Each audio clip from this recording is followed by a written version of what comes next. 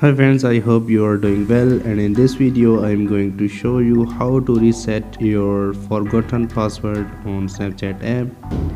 So without wasting the time, let's move on to the video.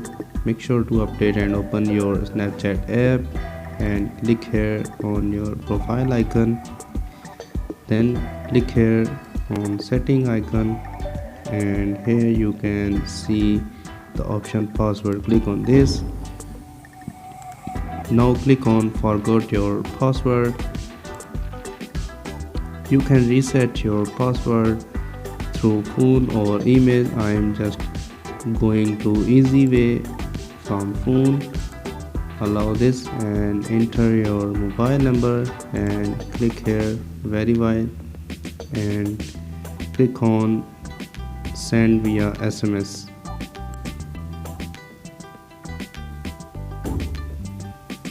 So code has been arrived, and in this way I can reset my new password.